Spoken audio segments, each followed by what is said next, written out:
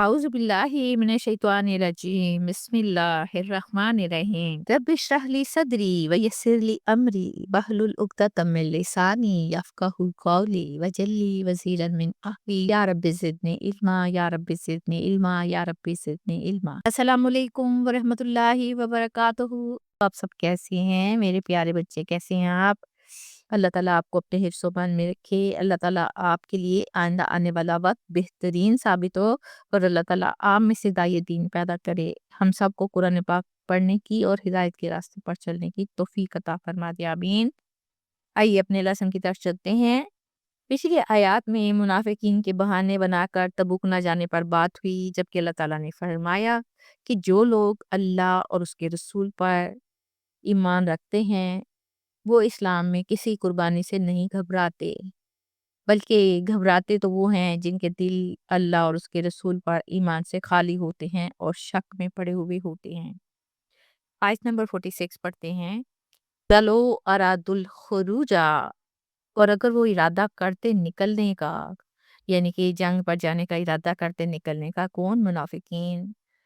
لا ادو، تو ضرور تیار کرتے، لاہو عدتن، اس کے لیے کچھ سامان، یعنی کہ نظر آتا ہے کوئی تیاری کرنی ہو تو نظر آتا ہے نا، اسی طرح وہ کچھ سامان تو ضرور تیار کرتے۔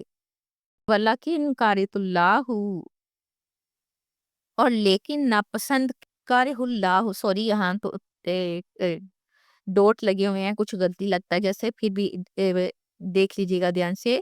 ولیکن کارہ اللہ، یا کارث اللہ نہیں ہو سکتا، کارہ اللہ، اور لیکن ناپسند کیا اللہ نے، انبیاء ساہم، ان کے اٹھنے یا نکلنے کو، فثبتہم، اور سست کر دیا انہیں، وکیلا، اور کہہ دیا گیا، اقعدوا، تم بیٹھے رہو، مع القاعدین، بیٹھے رہنے والوں کے ساتھ۔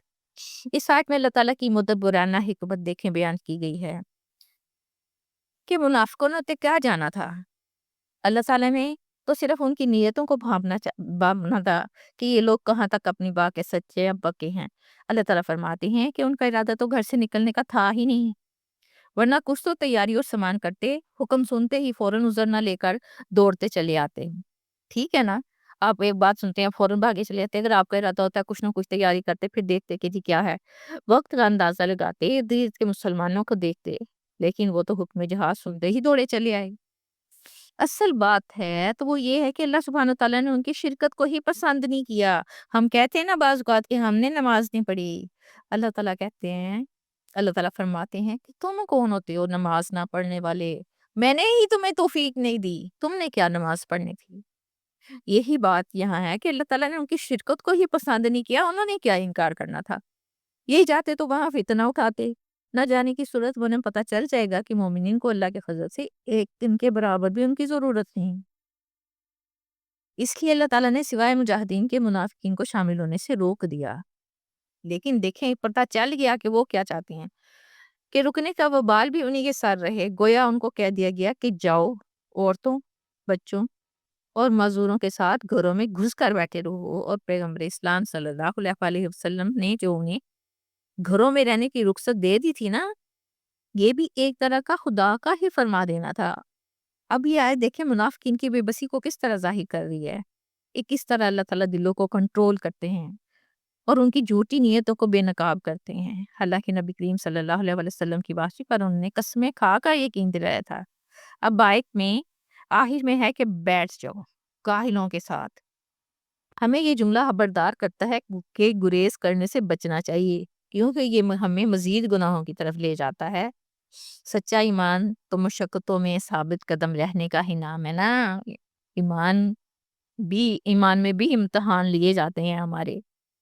سورۃ التوبہ کی آیت نمبر 47 پڑھتے ہیں، لو خرجوا فیکم، اور اگر وہ نکلتے تم میں شامل ہو کر، ما زادوکم، نہ اضافہ کرتے تم میں، الا مگر، خبالن، مگر خرابی کا، ولا، او دعاؤ، اور ضرور بھاگ دوڑ کرتے، خلالکم، تمہارے درمیان، یبغونکم الفتنتا، چاہتے ہوئے تم میں فتنہ، وفیکم، اور تم میں کچھ ایسے لوگ ہیں کہ سمعون لہم، جو ان کی باتیں کو سنتے ہیں، واللہ علیم بالظالمین، اور اللہ تعالیٰ خوب جاننے والا ہے ان ظالموں کو۔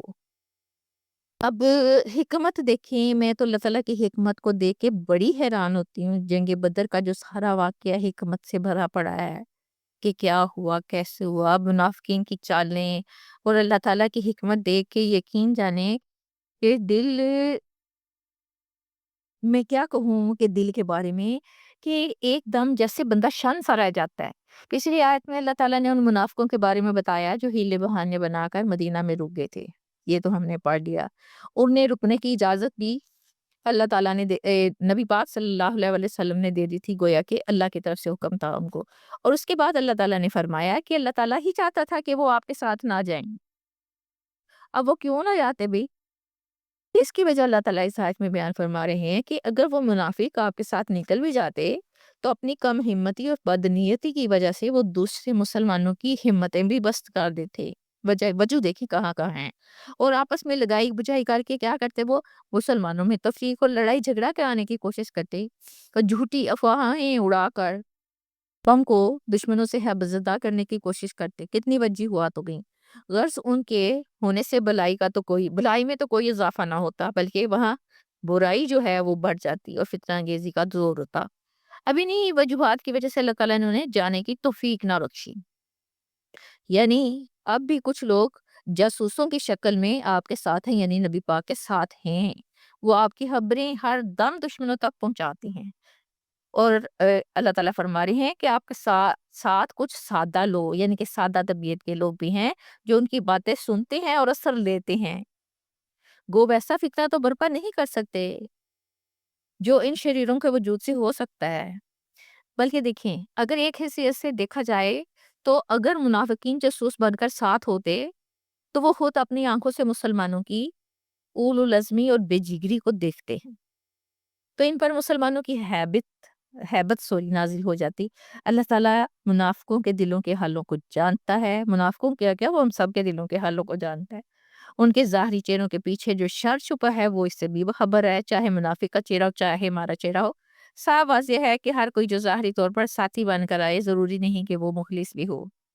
سورۃ التوبہ کی آیت نمبر 48 پڑھتے ہیں، لَقَدِ